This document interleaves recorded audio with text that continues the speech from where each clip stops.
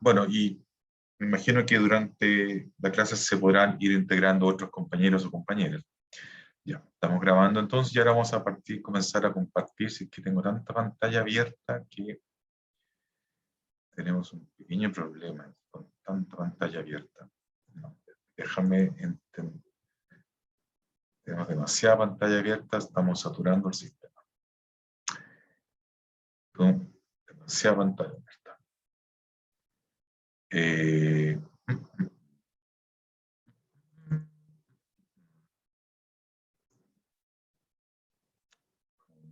Por ello. Vamos a compartir pantalla. Ya chicos, ahí se comparte pantalla. Listo.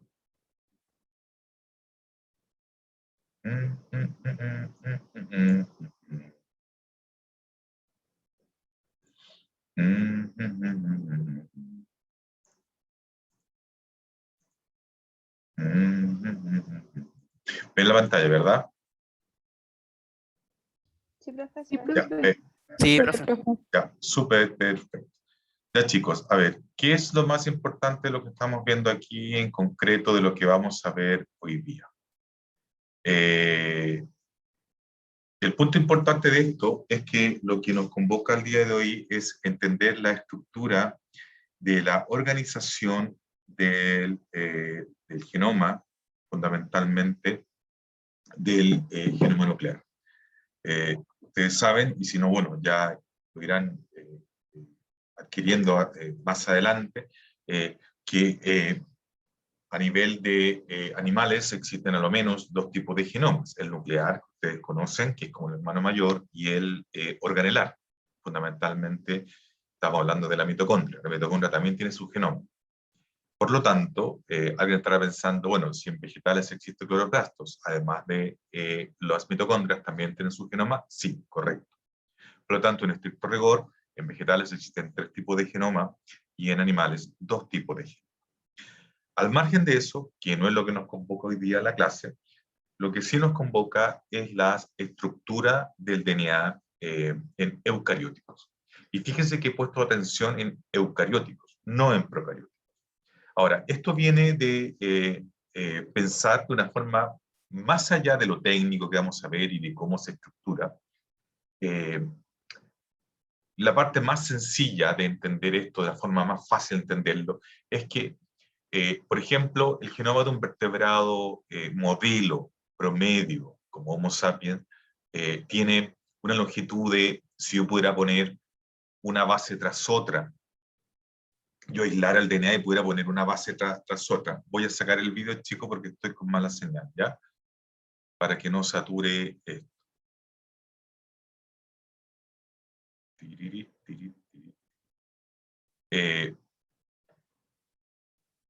Si yo pudiera poner las bases una tras otra, son 3.000 millones de bases.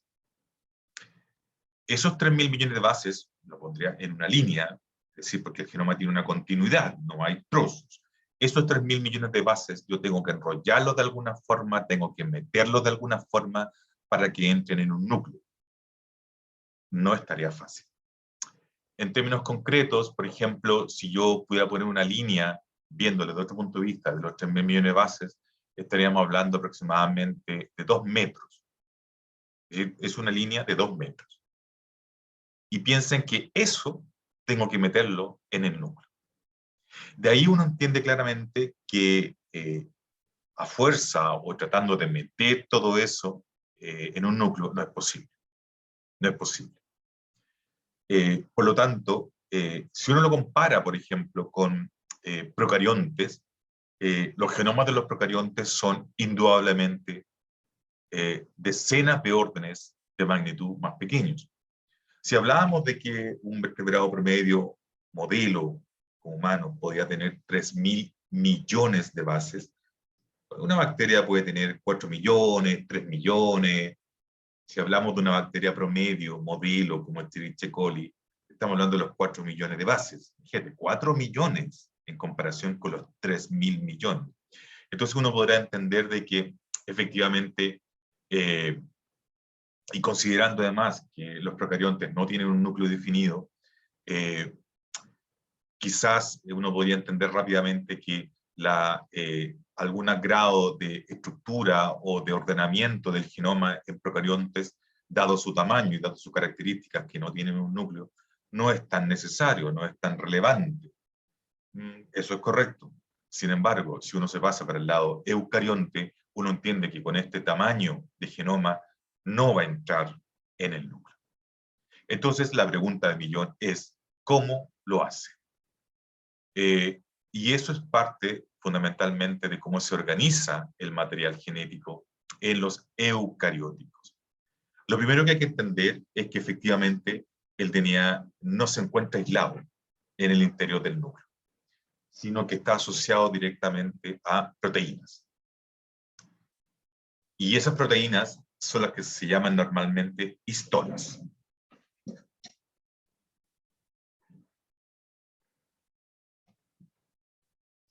Ahora, estas histonas, que son proteínas altamente conservadas, ¿a qué me refiero conservadas?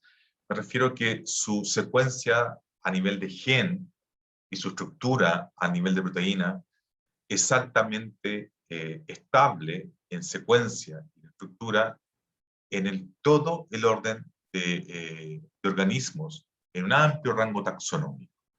Probablemente si yo pillo la secuencia de un gen de histona, de un, no sé, de un ratón, y la alineo con el gen de la secuencia de la misma histona, qué sé yo, de un hipopótamo, probablemente sean exactamente las mismas.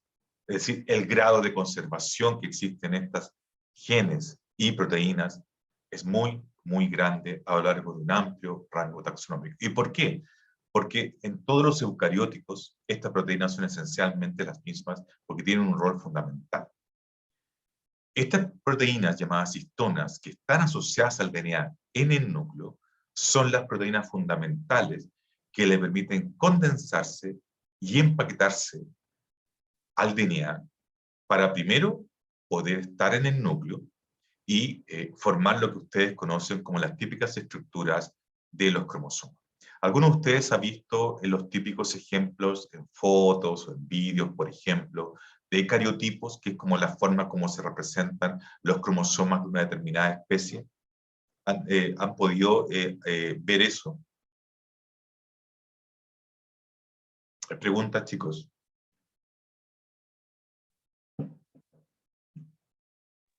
Sí, ¿Ya? ¿Han sí, podido ver eso como entonces? cuando, Sí, han por podido ejemplo, ver una eso. persona Claro. muestra el cariotipo de una persona con síndrome de Down, por ejemplo, ¿a eso se refiere? Sí, por ejemplo, que esencialmente, déjame ya.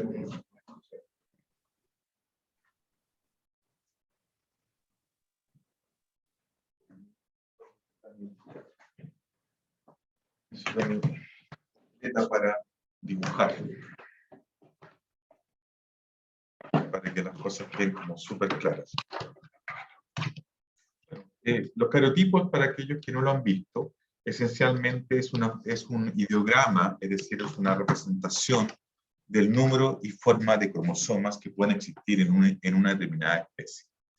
Obviamente,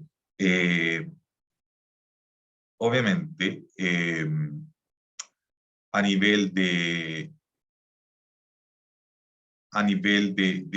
especies diferentes, es claro que el número y forma de los cromosomas va a variar. Pero en el fondo, se ve la pantalla, ¿verdad? La PowerPoint. Sí, profe. Profe. Pero en el fondo, más allá de qué número, por ejemplo, una especie puede tener un Homo sapiens en estado diploide, ustedes saben, tienen 46 cromosomas, otras especies podrán tener 20, otras 120, bueno, pero no importa, si eso no es el tema hoy día, de cuántos cromosomas tiene cada especie.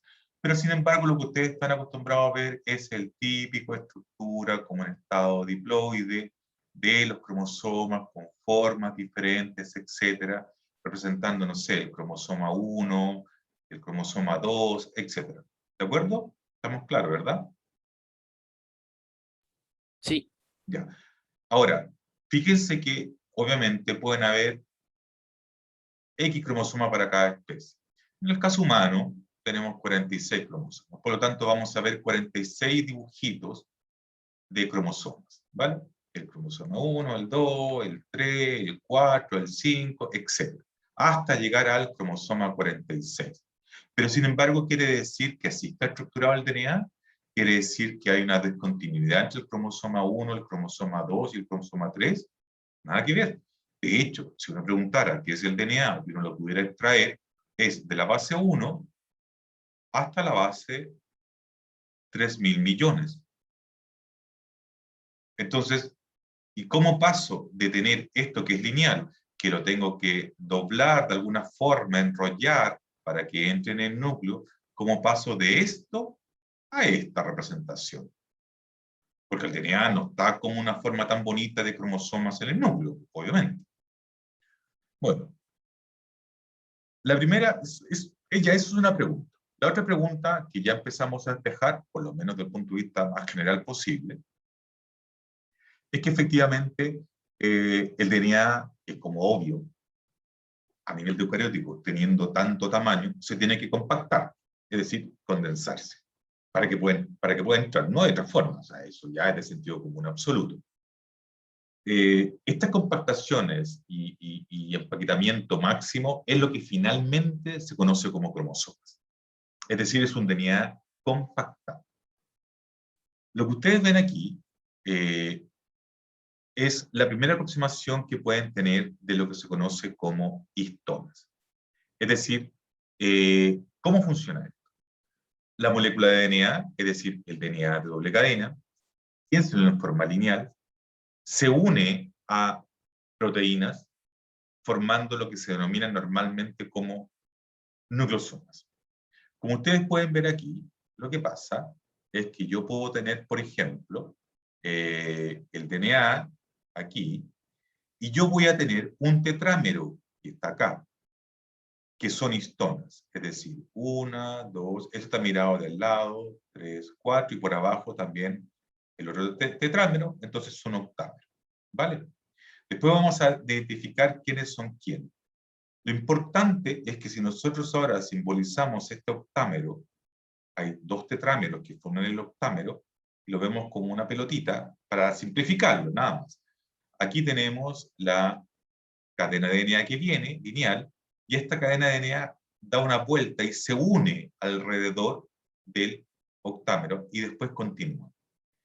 Esta unión de DNA más proteína es lo que se llama como nucleosoma, ¿vale? Y a lo largo del DNA, como podemos ver aquí, hay diferentes nucleosomas en donde cada vuelta que tiene el DNA alrededor de este nucleosoma ahorra línea de DNA. ¿Por qué? Porque esta vuelta, más allá de cuántas vueltas da, eso no da una sola vuelta, pero lo importante de eso es que se ahorran 146 pares de bases cuando el DNA se une a cada octámero o nucleosoma. Entonces aquí ya me ahorré 146 pares de bases de longitud. ¿Por qué? Porque están alrededor. Aquí me ahorré otros 146, aquí me ahorré otros 146, y cada cierto trecho voy a encontrar nucleosomas. En términos más generales, más específicos, perdón, aquí se ve al lado cómo realmente da la vuelta alrededor del octámero. Toda esta vuelta, es decir, todo lo que se ahorró, es decir, esto que está acá, esto que está acá, fueron en total 146 pares de bases.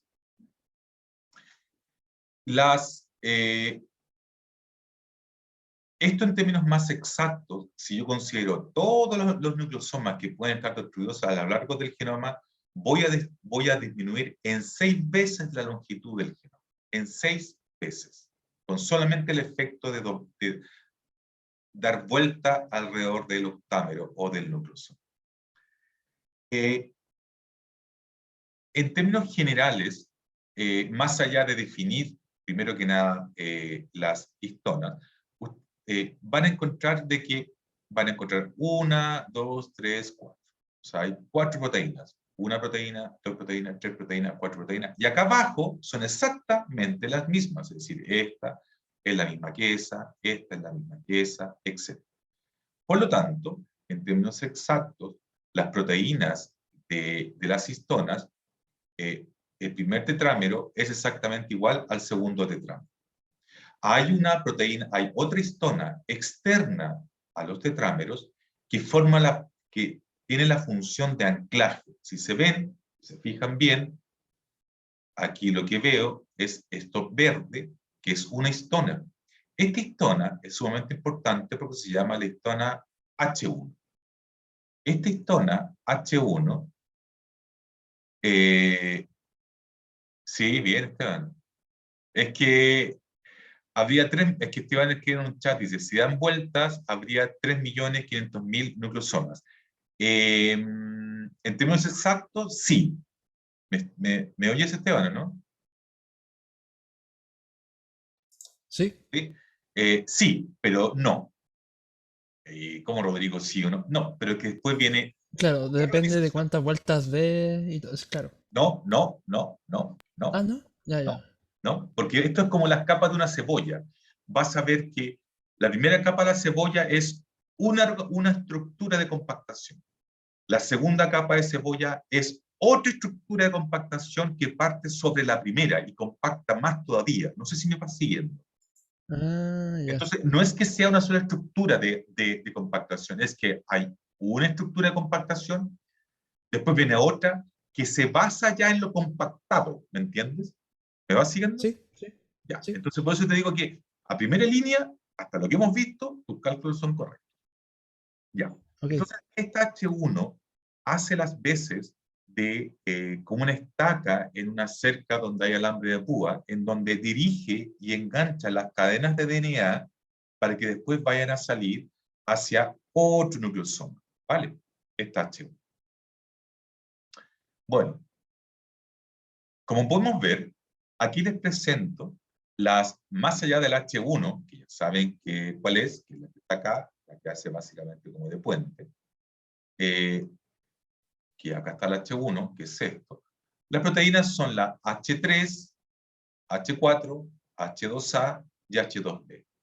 Esas son las 4 proteínas de las histonas más la H1 que forman el nucleosoma. Recuerden que esta distribución de H3, H4, H2A y HB está arriba y está abajo, pero es lo mismo.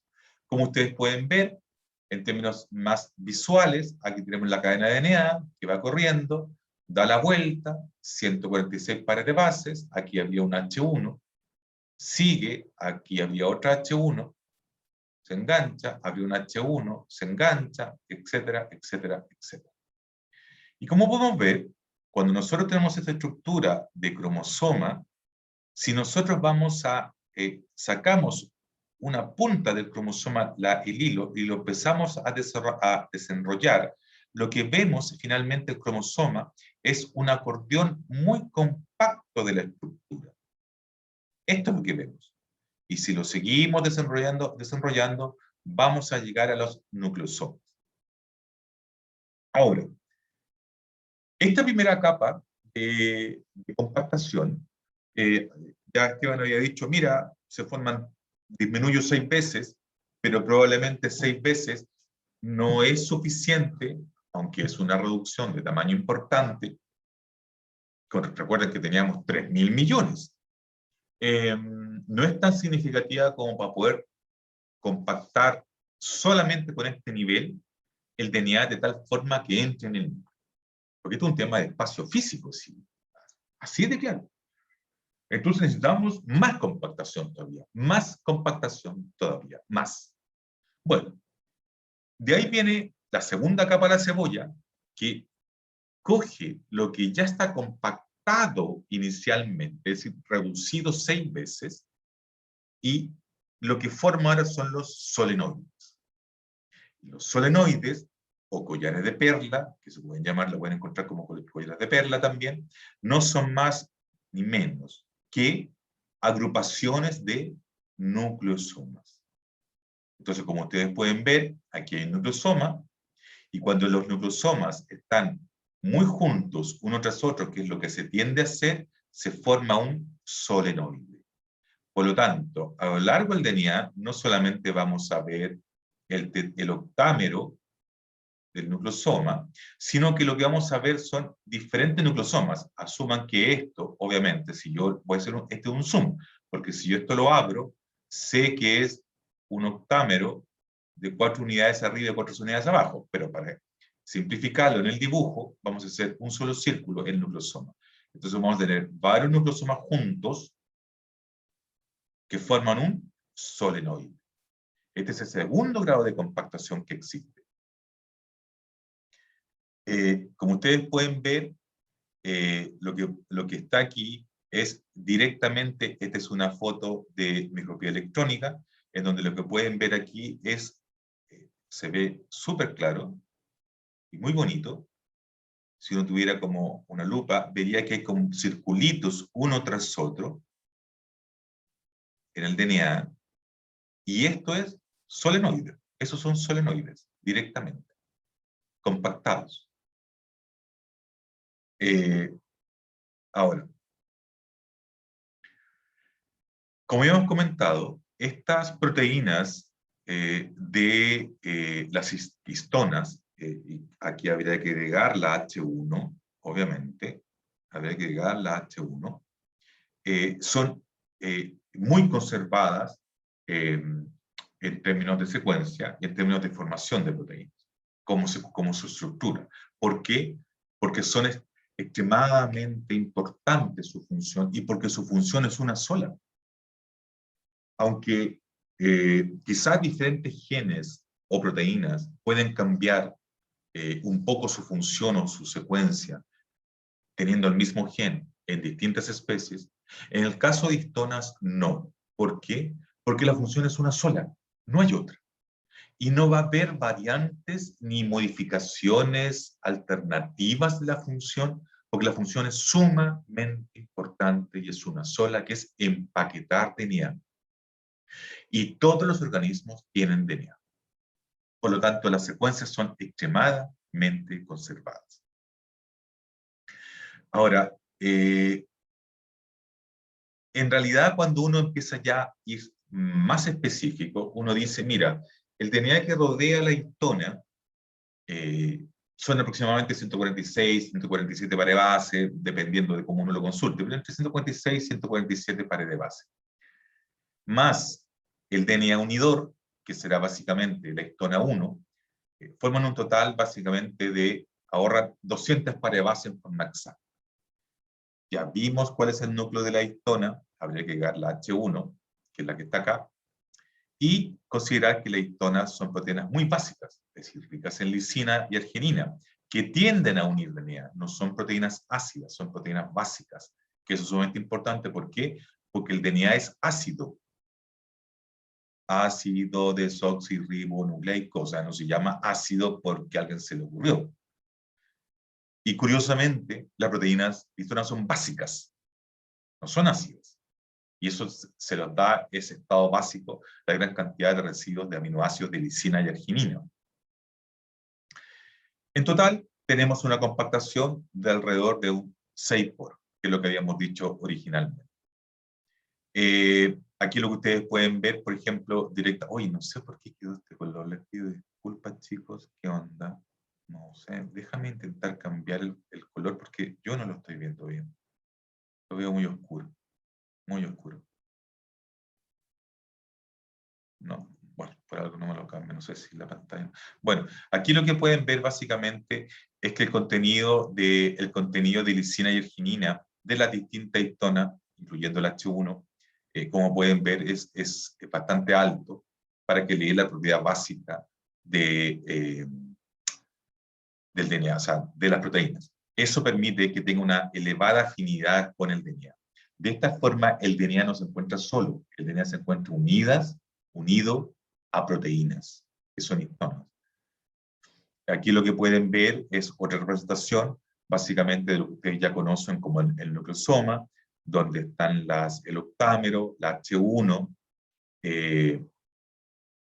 y las dimensiones que pueden existir. La estructura más desarrollada, a partir de una segunda capa de empaquetamiento, ya tenemos los solenoides. Como pueden ver, aquí hay hay una representación mucho más detallada de lo que es el octámero, que está en amarillo, y básicamente de lo que es en rojo, que es el DNA. Básicamente lo que tenemos es entre 147 y 146 pares de bases, las vueltas, el DNA que se une a este octámero. Aquí lo que tenemos básicamente es la representación en estructura proteica en terciaria, lo que es una típico nucleosoma, en donde esto es lo que finalmente se une al DNA. Lo que pueden ver aquí es una representación más clásica de lo que es le llamamos un collar de perlas, que técnicamente, ¿cómo se llama? Selenoide. No. Solenoide. Bien. Ah, solenoide. Importa. Bueno, cerca. No importa, aquí es cuando uno se equivoca, para eso estamos, aquí no hay ningún concurso, exactamente, solenoides, muy bien. Entonces, es el grado de compactación. Y lo que pueden ver es, este es el típico cariotipo que nosotros veíamos, y sabemos que el DNA no es que esté así. Y dentro de ese cariotipo, o sea, dentro de este cromosoma, por ejemplo, lo que está es agrupamiento de todos estos solenoides. Entonces, lo que vamos a tener finalmente es que en este caso, déjenme insertar aquí una diapo. Lo que vamos a tener aquí entonces en ese caso es que claramente el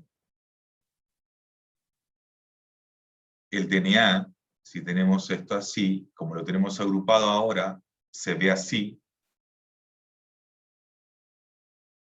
que lleno de solenoides. Y cuando nosotros vemos eso, es porque cuando nosotros teñimos cromosomas, los cromosomas tienden con una tinción que tiene una afinidad por DNA, y cómo pasamos de esto a esto, al típico cromosoma, etc., es porque esto que está acá es DNA compactado, y tenemos DNA muy compactado, y en el centrómero menos compactado, por lo tanto tiende a verse así. Y después tenemos otro cromosoma, otro par de cromosomas, el 1 y el 2, y están cortados en la foto. Pero eso es solamente de foto, porque en el fondo se supone que aquí surge una línea de DNA y queda directamente a conectar al otro cromosoma, que son grados de compactación. Ahora, estos grados de compactación son sumamente importantes porque da a entender un aspecto que es lo que se llama normalmente el epigenoma. ¿En qué sentido? En que nosotros podemos tener, por ejemplo, dos tipos de compactación en el genoma. Y lo que vamos a llamar, no sé por qué se me desarmaron la estructura de las diapos. No sé dónde está. Disculpen, no sé dónde está, que algo pasó. Entonces, ya, bueno, vamos a seguir aquí, ¿no? Entonces vamos a tener dos tipos de compactación. ¿En qué sentido? En que, voy a tratar de insertar otra diapo.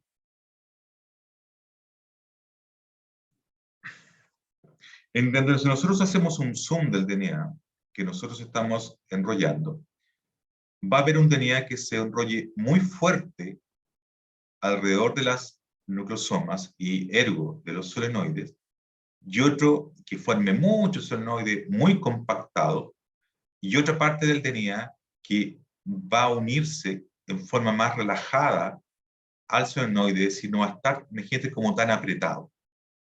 ¿Ya? Y esto es sumamente importante. ¿Por qué?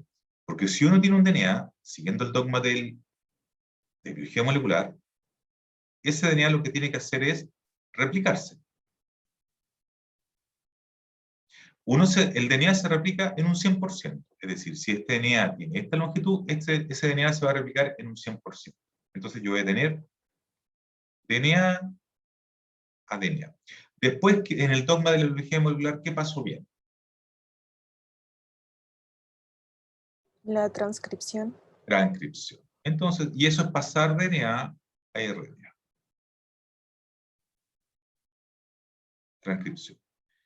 Del DNA original, yo repliqué el 100%. ¿Cuánto? Ya, entonces aquí me quedó el DNA replicado. ¿Cuánto de este DNA yo transcribo entonces? Un número, chicos.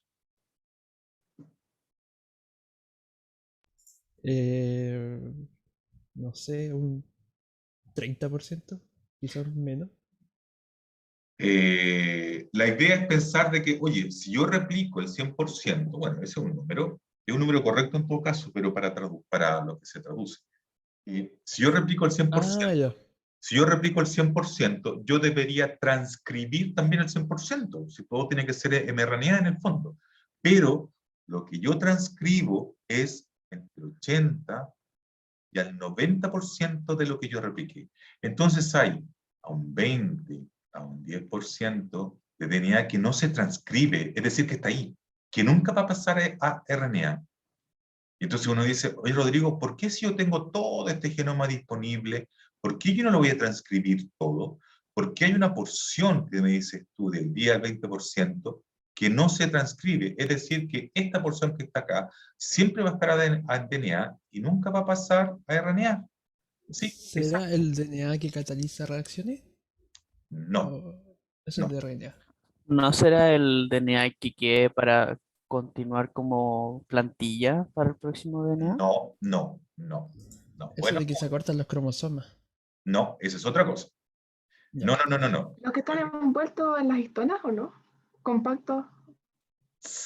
A ver, sí, lo último es lo correcto. A ver, lo primero es que son buenos apuntes, chicos, me parece bien que participen, lo encuentro genial. Sigan así. Despejando un poco todo lo que se ha dicho. Lo que, como plantilla para replicar DNA, no, porque recuerden que la replicación del DNA ustedes tienen que haberlo pasado ya, y la replicación del DNA de per se es semiconservativa. Ah, ¿Ya? verdad. Eso es para todo el organismo, es para todos.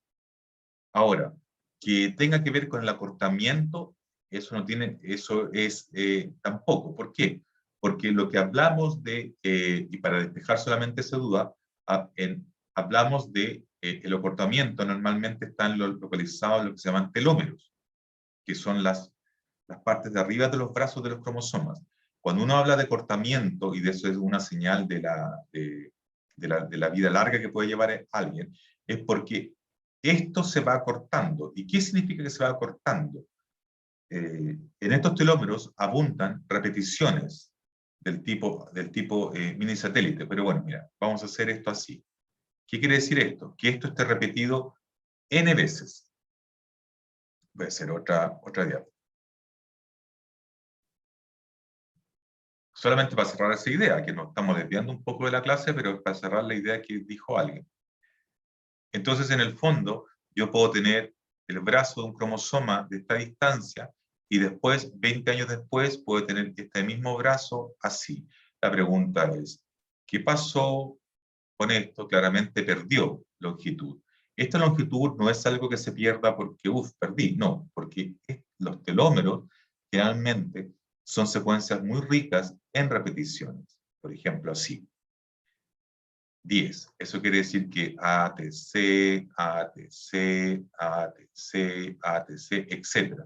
¿Y qué es lo que se pierden? Unidades de repetición. Entonces yo, el año 0 tenía esto, y el año 10 se cargaron 10 repeticiones, por lo tanto me quedé solamente con 2 repeticiones, no con las 4, y por eso la longitud cambió. Yo sé que esos son repeticiones. Ahora, más detalles de toda esta cosa genómica, que es súper interesante y es la clave un poco, una de las claves de la vida eterna, véanlo en el curso genómico. Pero para eso tienen que pasar todavía biología, varias cosas todavía. Pero quedó claro más o menos la respuesta para las dos cosas, que no era eso, ¿verdad? Sí, profe. Ya. Y una tercera alternativa era lo que establecía una compañera, que decía acortamiento, o sea, empaquetamiento. Y eso es más exacto. ¿En qué sentido? En que nosotros vamos a distinguir dos tipos de estructuras, o dos conceptos. Nada que ver. ¿En qué sentido? En que nosotros hablamos de DNA y decíamos que, disculpe, nosotros hablábamos del DNA y decíamos que había DNA, el DNA no estaba solo, sino que estaba asociado ¿a qué cosa en el núcleo? A histonas. A histonas, a proteínas llamadas histonas. Que ya vimos 2 grados de compactación que hacían posible que el DNA entrara en el núcleo. Estas dos cosas juntas, DNA más proteína, es lo que normalmente se conoce como cromatina. Hay 2 tipos de cromatina. La heterocromatina, que a su vez se divide en 2 subtipos, que vamos a ver después, y la eucromatina. La diferencia entre las dos es el grado de compactación que tiene el DNA con los nucleosomas. Podemos tener un nucleosoma así, y un DNA fuertemente unido al nucleosoma, esto también es teórico, el solenoide. O un nucleosoma y donde el DNA esté más laxo, y esté más separado físicamente, esté enrollado, sin problema, sí, pero esté más separado físicamente del nucleosoma. Esto es lo que se llama como heterocromatina o cromatina laxa, y esto es lo que se llama como eucromatina o cromatina condensada. Uno dice, ya Rodrigo, que sí, no es tan difícil de entender, está bien, pero ¿qué tiene que ver esto con la transcripción? Para que yo inicie una transcripción, lo primero que tengo que hacer, ¿qué es? Piensa en el paso básico de la transcripción de DNA. Se une proteína DNA-A. ¿Perdón? La DNA-A se une a un sitio de Perfecto. Tenemos una DNA en eucarióticos, eso es más típico de procarióticos, pero sí, también hay una proteína similar. La DNA-A es típica de procarióticos y esa es el inicio de la transcripción directamente en el promotor. Estamos en la caja TATA, por ejemplo. Perfecto. Pero antes que eso pase, el DNA es una estructura. Hay que metilarlo. ¿Metilarlo? No. No. No, la metilación, recuerden, es cuando yo hago en procesos post-transcripcionales, es decir, cuando yo tengo la RNA, el pre-mRNA, y tengo que pegarle el capin o la caperuza. ¿Entienden? Ahí entra a jugar lo que es metilación. Antes, en términos más sencillos todavía. Ustedes están pensando en términos muy específicos, se están yendo como a lo más complejo, como a lo más, como buscándole la máxima inteligencia. No, en ¿Separar las hebras? Sí, pues. Separar la hebra, pues. Y si no, ¿cómo? Ah, claro. Y si no, ¿cómo? Y además de separar las hebras, tengo que eliminar la torsión. ¿O no? Sí. Porque no es solamente separar hebras, es desenrollar. ¿Me siguen o no? ¿Tipo isomerasa? ¿O eso Sí, para... sí, ahí entramos con el licasa, bueno, entramos un montón de esto, pero no en la clase ustedes, eso ya lo saben, perfecto. Pero a lo que iba yo era a separar las células, ¿verdad? Y que obviamente estas hebras no es que estén así, sino que están como enrolladas, hay torsión y están en doble cadena. Ya. El problema con esto es que cuando yo inicie la transcripción, como dice la compañera, yo tengo que tener acceso a el DNA para de partir, desenrollarlo y abrirlo. Es lo primero que tengo que hacer.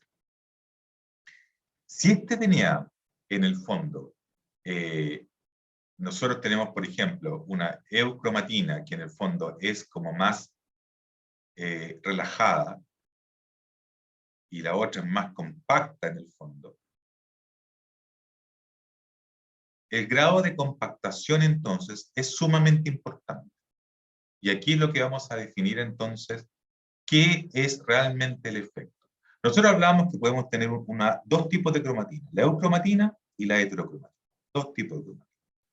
Y además hablábamos de que, en términos físicos, podemos tener una cromatina más compactada, que es la que está totalmente unida al DNA, muy fuerte, y una cromatina más relajada, que está parcialmente, no es que esté parcialmente, sino está menos apretada, estoy hablando de términos muy coloquiales, para que se pueda entender, alrededor del nucleosoma. Entonces, ¿cómo unimos todo esto? Tenemos directamente entonces que tenemos una, y quiero que ustedes lo vean ahora, que ustedes mismos completan, tenemos una eucromatina y tenemos una heterocromatina. Cuando yo tengo una porción del DNA que no logro transcribir, que hablábamos de un 10 a un 20%, dependiendo de la especie, ¿ustedes creen que esto estará asociado a una cromatina compacta, muy pegada al DNA, o una cromatina más compacta, muy pegada a la histona, o una cromatina más relajada alrededor de la histona? ¿Se entiende lo que estoy preguntando, no? Compacta.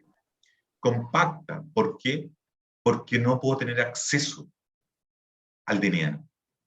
Porque está muy pegado a la histona. Y como no tengo acceso al DNA, no puedo ni siquiera abrirlo, que es lo primero que tengo que partir. Entonces, eso explica por qué yo tengo una represión en la transcripción de una parte del genoma, porque corresponde a la cromatina que es compacta. Y la cromatina laxa o relajada, ergo, es decir, en latín, por lo tanto, es la que se transcribe. Y aquí están todos los, o sea, se transcribe todo esto, y aquí están la gran mayoría de los genes funcionales que se permite transcribir. Cosa curiosa, eso quiere decir entonces que, Rodrigo, ¿y esta compactación o esta estructura de cromatina relajada o cromatina compacta puede variar? Sí, puede variar. ¿Por qué? Por condiciones fisiológicas. Entonces, eso, porque recuerden que esto está pasando todos los días, a cada rato, porque recuerden que el genoma se compacta, descompacta, compacta, descompacta para hacer todos los procesos de replicación, transcripción y traducción. Entonces eso quiere decir, Rodrigo, que en un momento determinado yo puedo tener un sector que es muy compactado y, o viceversa, mejor, un sector que corresponde a una cromatina laxa y por algún motivo puedo pasar a que sea una cromatina muy compactada, sí. Entonces ese sector que antes se transcribía, ahora no se transcribe, sí. Entonces un gen, si yo me acuesto el día lunes, el martes puede que este gen que esté en este sector, que corresponde a la cromatina relajada, se transforme el martes en una cromatina condensada, sí. Y ese gen no se va a transcribir, entonces no. ¿Se entiende lo que digo, no? Sí, profe, pero tengo una pregunta, ¿se puede hacer Sí. al revés también? Al revés también se puede hacer. Ya. Totalmente. Gracias. Y muchas patologías de enfermedades están asociados a los cambios de la compactación del DNA. Sumamente importante. Un poco eso es lo que veíamos aquí. Y esos cambios, que en el fondo es solamente para introducir el nombre, pero esos cambios en la expresión del gen, porque obviamente si yo paso de un gen, de un sector relajado a un sector compacto, yo voy a detener su transcripción, ¿verdad? ¿Se entiende eso, correcto? Sí. Ergo, voy a detener su traducción, ¿verdad? Porque si no tengo transcrito, hasta llegué. Entonces, Sí. eso es parte de lo que es epigenómica, y de ahí métanse en el curso de genómica para aprender más, es sumamente interesante, en donde epigenómica son los cambios en la expresión de genes sin tener una mutación. Y como aquí han visto, aquí no depende del gen si mutó o no mutó. Aquí depende de cómo en el DNA que está, en el trozo y en el sector DNA que está, cómo se compacta. Entonces, eso es epigenómica. Los cambios en la expresión de gen sin alterar la estructura del gen directamente. Como pueden ver, este es un sector de un tipo de organización y este es otro sector de otro tipo de organización. Esto será compactado o relajado. o esto será compactado o relajado. Asígnele los dos adjetivos a la arriba y abajo.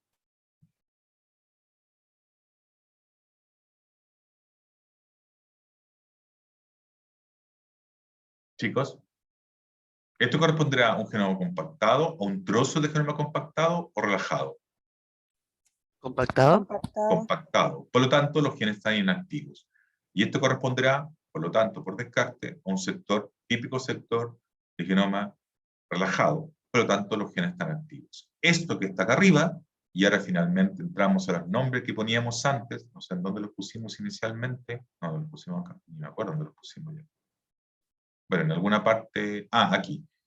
Y aquí entonces hablábamos de eucromatina y heterocromatina, y ahora finalmente entonces sabemos que este sector compactado se llama heterocromatina y ese sector relajado eucromatina.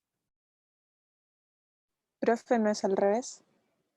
Cuando tú haces al revés, sí, no, pero cuando te estoy diciendo, vean esto ahora sí, es ¿qué es heterocromatina o eucromatina entonces? ¿Es lo compactado o lo relajado?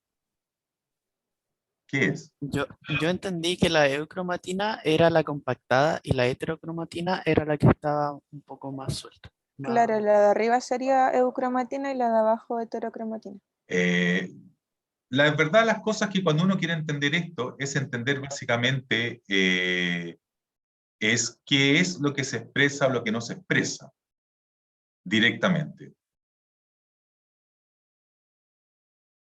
¿Qué es lo que se expresa o lo que no se expresa? Se expresa la heterocromatina. No. Es al revés. No, es al revés. Profe, dejó de compartir pantalla por si acaso. Se cayó. Es totalmente al revés. No. Pues digo, es que deja ver la visión. ¿No me crees? Me perdí. Porque si está compactado es como Ahí está, ya difícil acceder al... Sí, no, pero si al margen del nombre, o sea, al margen de que está compactado o no compactado. Si el problema es que estamos definiendo quién es quién, porque tenemos dos conceptos, heterocromatina y eucromatina. Entonces lo que tenemos es que la heterocromatina corresponde al sector compactado o condensada, y la eucromatina corresponde al sector relajado. Es decir, lo de arriba es heterocromatina y lo de abajo es eucromatina. ¿Correcto? Lo que pasa es que lo que estamos hablando es que hay una compañera que como estoy viendo, no logro bien quién es, que me parece súper correcto. No dice que el concepto es al revés. ¿Quién? Voy a dejar de compartir para ver cómo lo... ¿te acuerdas? ¿Había una compañera que comentaba eso? Que me parece súper legítimo. Es la Camila Sandoval. Yo, profe. Cami, hola Cami. Cami, me parece súper correcto que pongas eso es la idea, desafiar un poco el tema. ¿Tú entiendes que es al revés, Cami? Sí. No es al revés. ¿No me crees? No. Ya, ¿qué antecedentes tienes tú entonces para que sea al revés? Es que es más que nada por lo que dijo usted, que el DNA asociado, o sea, la cromatina, la heterocromatina era el DNA laxo, como con una débil unión. No, es al revés. Lo que dije, lo que acabo de decir es al revés. Es que la heterocromatina es la compacta y la eucromatina es la laxa. Ya, es que ¿Se entendió? cuando lo explicó por primera vez, cuando hizo recién los dibujitos, dijo que era al revés. No, es que se entendió mal. Cuando hice recién los dibujitos, deja compartir pantalla para volver a los dibujitos. Lo que expliqué recién, cuando vimos los dibujitos acá, era, no sé, cuando introducimos el concepto acá, es que aquí no introdujimos quién estaba asociado, aquí introdujimos que habían dos tipos que podían corresponder a estas dos organizaciones, y después, pero no dijimos quién era eucromatina y heterocromatina. Se entendió mal, se entendió. Estaba solamente definiendo que habían dos tipos, eucromatina y heterocromatina, y que habían dos formas de organización. Y después pasamos a lo más específico y finalmente decidimos y asignamos que lo más compacto es heterocromatina y lo más laxo es eucromatina. Ya, profe. ¿Estamos claros? Sí, muchas Ya, gracias. perfecto. Entonces, el punto de esto es que esto es sumamente importante porque esta L-cromatina y la eucromatina, como habíamos comentado, pueden, en ciertas ocasiones, bajo ciertas condiciones fisiológicas, alterarse. Es decir, un sector relajado se puede transformar en un sector compacto. ¿Por qué? Pero eso es al margen de lo que le pasa al DNA. Aquí se supone que va a haber un... disculpe. Aquí se supone que va a haber un...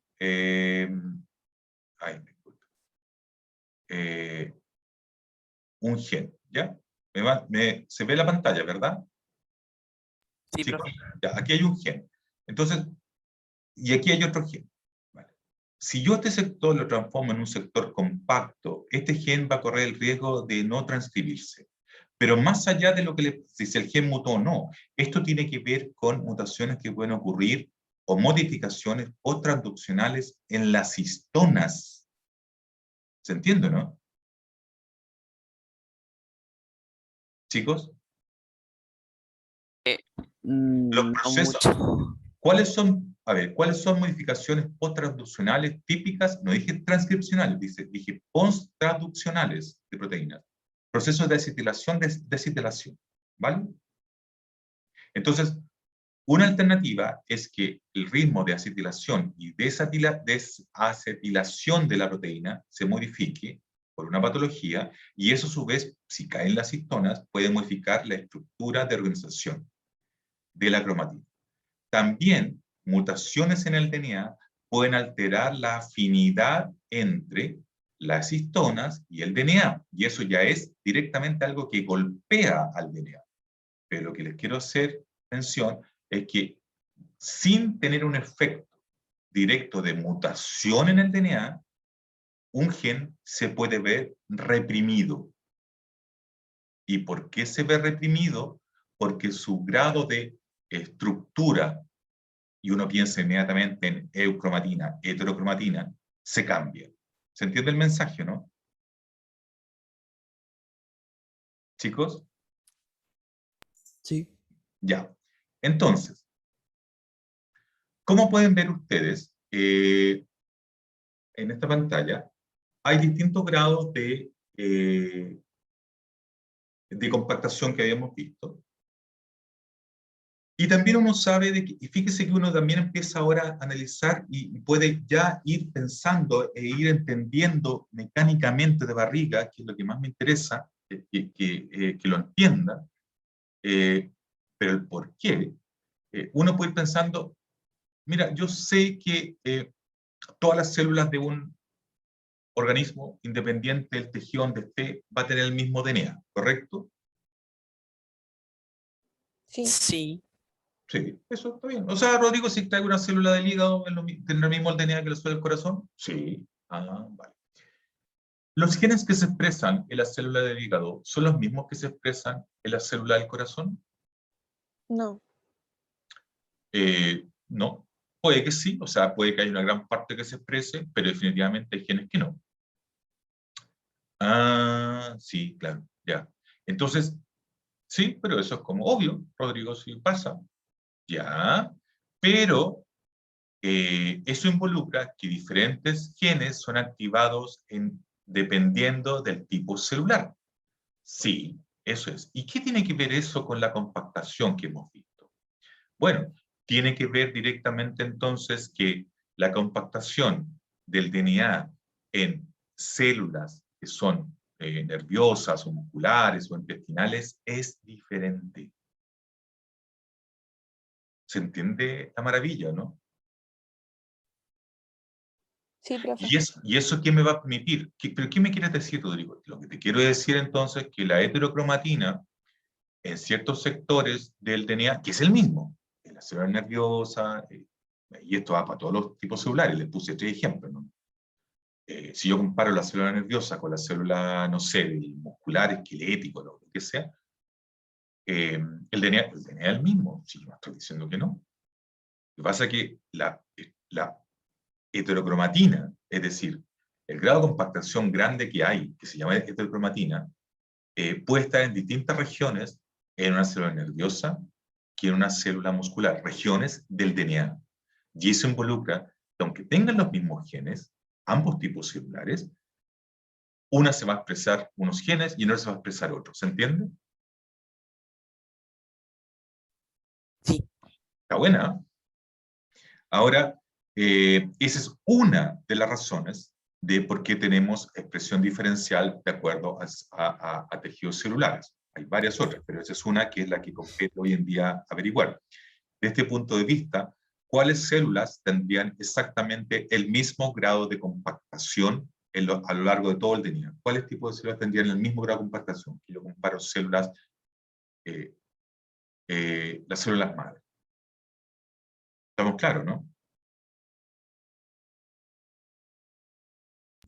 Ah, claro. Las troncales. Sí. Esas, si yo comparo una con otra, tienen exactamente el mismo grado de compactación. Y dependiendo de hacia dónde van o cómo se diferencian, el DNA se compacta de un pelín diferente o un pelín o sea, diferente entre tipo y tipo celular. Ahora, bueno, esto ya lo hablamos directamente. Entonces, hasta el momento, nosotros habíamos visto directamente que teníamos como dos niveles de compactación. Habíamos visto que esto era como una capa cebolla, en donde íbamos sacando una capa, otra capa y otra capa. Cada capa agarraba como insumo la compactación anterior. Y en este momento habíamos hablado de lo que era nucleosoma, o collar de perlas, y también podemos hablar de fibra cromatínica, bucles radiales, y finalmente cromosoma, que es la última etapa de compactación, y es decir, lo que hemos visto acá, los típicos cromosomas. Aquí les presento las distintas capas de cebolla que les comentaba yo en términos muy coloquiales, para poder entender cómo llego yo a compactar el DNA en cromosomas. Lo primero parto del DNA original, que directamente puede tener un ancho de 2 nanómetros. El primer grado de compactación, si se fijan, son nucleosomas. 6 veces reduzco la compactación. El tercer grado de compactación que tengo son solenoides, donde obviamente aumento a 30 nanómetros porque son más grandes. Ahí la compactación es 40 veces. El tercer grado de compactación es que tengo todos estos solenoides ahora envueltas. Si se fijan, ¿qué significa esto? Que fíjense que esto es importante y para que pueda comprenderse bien. No es lo mismo tener algo lineal que tener algo dando vueltas. Esto, al pasarlo acá, yo reduzco el tamaño de longitud. ¿Se entiende, no, chicos? Sí. Claro, y esto que estoy siendo súper fino, muy, muy macro, porque esto que está acá, ustedes saben que está lleno de solenoides también, ¿verdad? Esto. No es que sea una cosa lineal, sino que es esto. Entonces, al armar bucles, yo reduzco 1000 veces. Y básicamente, después de los 1000 veces, yo después llego a armar directamente los cromosomas. Y eso son 1000 veces más otra compactación que hay.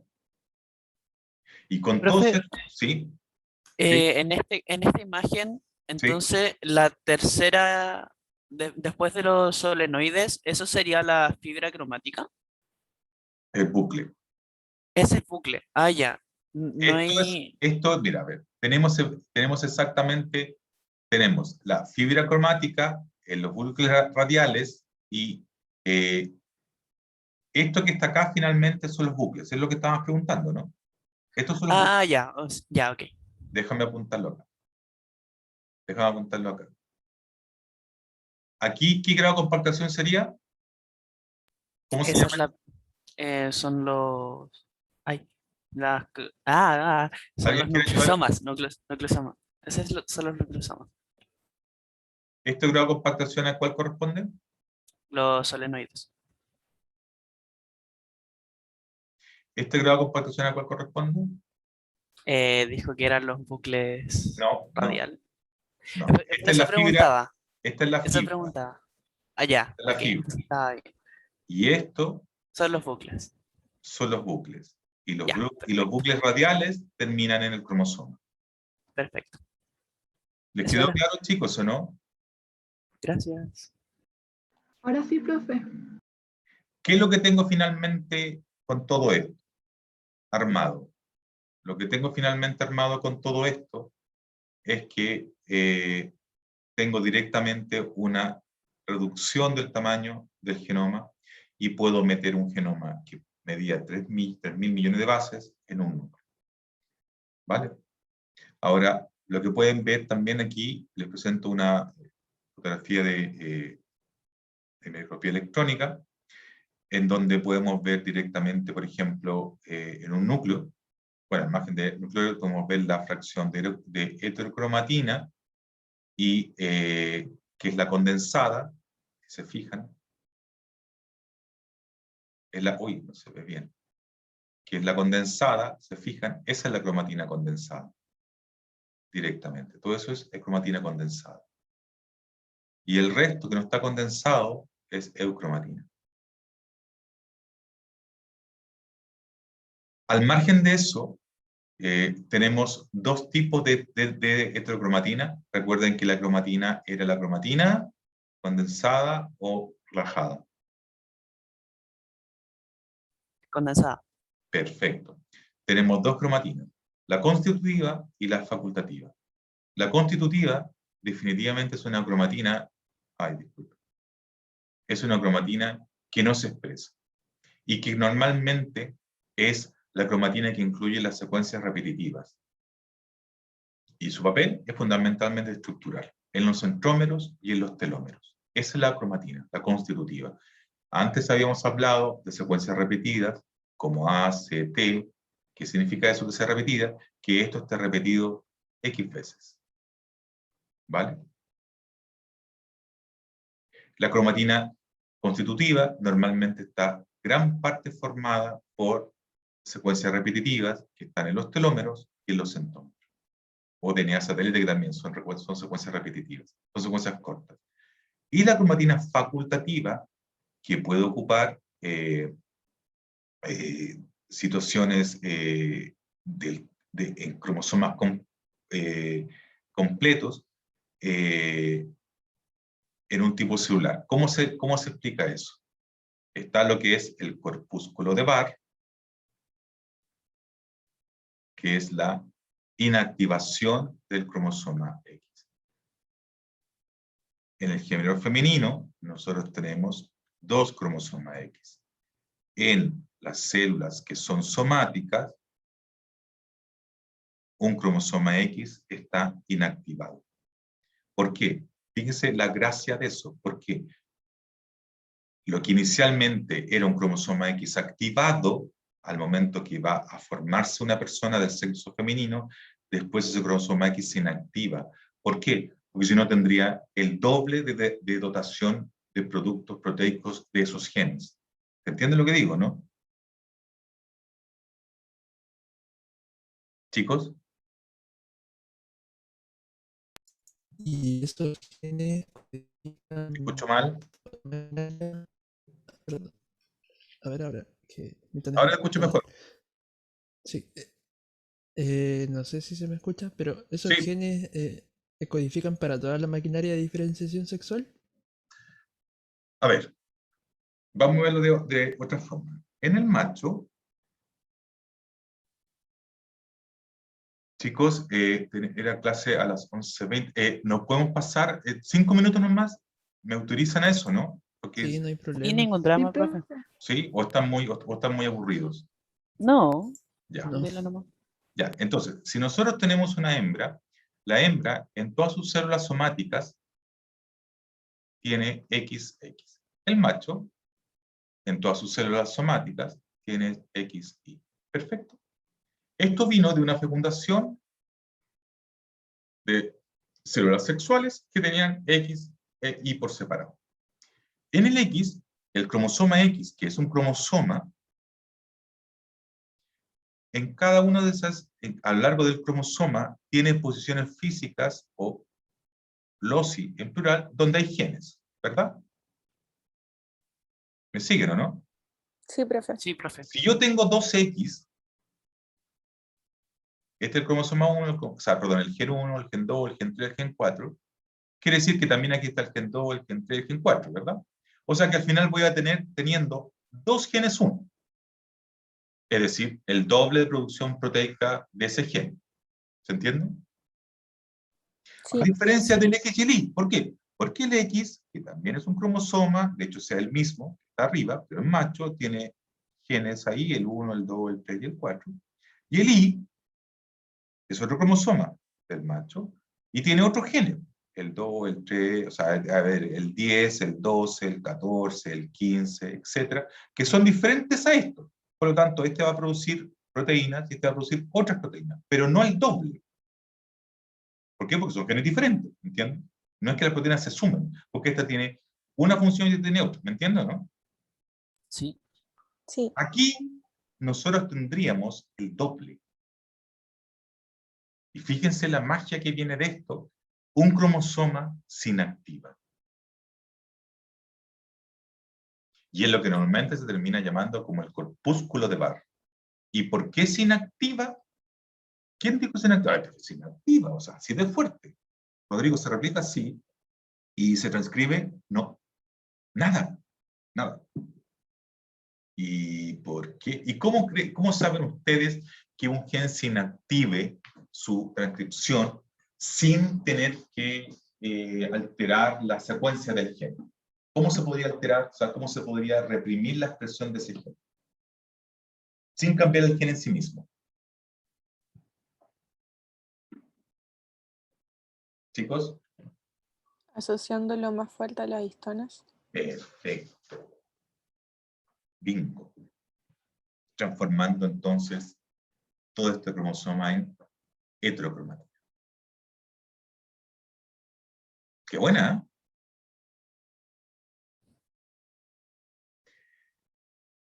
¿Eh? Bueno, esto es parte ya de lo que habíamos hablado antes, con respecto a la heterocromatina y con respecto a la eucromatina, todo esto ya lo hemos comentado, y solamente definirles que, ya, esta foto que está acá, vean lo amarillo que ven acá, ¿a qué les huele? Aquí como que si se las presentaran, ustedes vieran en una exposición de arte, o lo vieran en cualquier fotografía, ¿a como qué les parece de todo lo que hemos visto? Al DNA. Sí, pero a una estructura. Bien, la competencia al DNA, pero aquí como que se podría parecer, o sea, como que hasta el momento que hemos visto. Aquí estructura.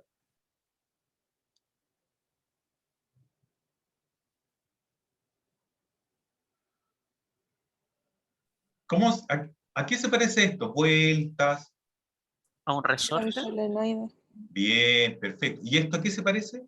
¿Cómo Un aquí? nucleosoma. Bien, perfecto, súper. Excelente. Ya, ¿y saben de dónde está sacado de esta foto? De una bacteria. Entonces, a ver, Rodrigo, pero. Tú me dijiste al comienzo que todo esto, y me explicaste por qué, por el tamaño del DNA, etcétera, que esto era a nivel de los eucariontes. Sí. Y ahora me estás diciendo que esto está a nivel de los procariontes. Sí y no. Como si no.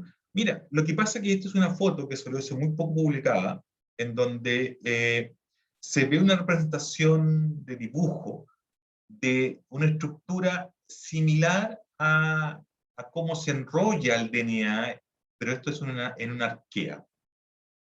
Ya, pero tú me dijiste que esto no tenía esa estructura en procariontes. Sí, pero fíjate que lo que se ha encontrado es que existe algo que huele a como una estructura, como de solenoide, de nucleosoma. Obviamente no lo es, no está tan definida como en eucarionte, estoy de acuerdo contigo.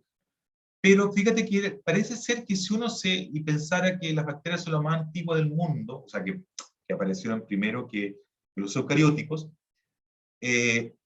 fíjate como que uno pensaría que tuvieran como una puntapié inicial de alguna estructura muy somera de lo que era nucleosoma solenoide. ¿Se entiende? ¿Chicos? Sí, profe. Sí, profe. Entonces, claro, bueno, Rodrigo, ¿en qué quedamos? Que no tienen. No tienen, pero es súper importante entender que usted diga, mira, pero no tienen formalmente, estoy de acuerdo, en comparación con los periódicos, no tienen, esa es mi respuesta, ustedes dicen, esa es mi respuesta.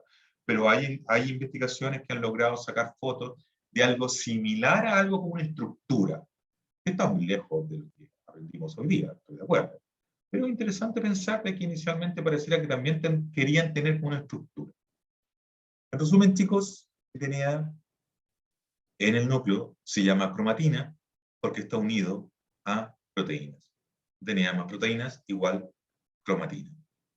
Las proteínas normalmente son las histonas, que corresponden a varios tipos de histonas, que son altamente conservadas, que son la base para estructurar y compactar el DNA, partiendo desde nucleosomas hasta cromosomas.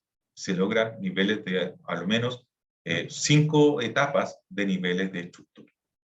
O 6, depende cómo la quiere considerar, pero entre 5 y 6 etapas. Bueno, Creo eso. que se le volvió a caer la pantalla, pero... Sí, no, Entonces- se me cayó la... No, sí, dejé de compartir.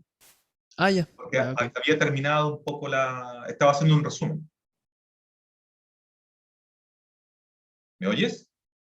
Sí, Ya, ¿preguntas, chicos? Con esto terminamos entonces. Estaba haciendo un resumen de la clase, de todo lo que pasamos hoy día.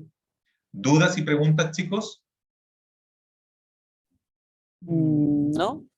por mi parte no, profe. creo que quedó todo claro. Ya, chicas, entonces yo les envío, chicos, la clase. No sé si se la estaba enviando Antonio por Moodle o se la estaba enviando por correo. Por correo. Por Ya, correo. tenemos un correo del curso. Ya, se lo Sí, voy el a pedir profe entonces. Antonio creó un correo y Ya, él sube las clases por ahí. súper, vale, gracias Victoria. Se lo voy a pedir entonces. Ya chicos, quedamos hasta aquí entonces, nos vemos. Cuídense mucho, que tengan un muy buen fin de semana, ¿vale? Cuídense. Pero Chao, eso- profe, cuídese. Chao, chao. Chao, Antonio.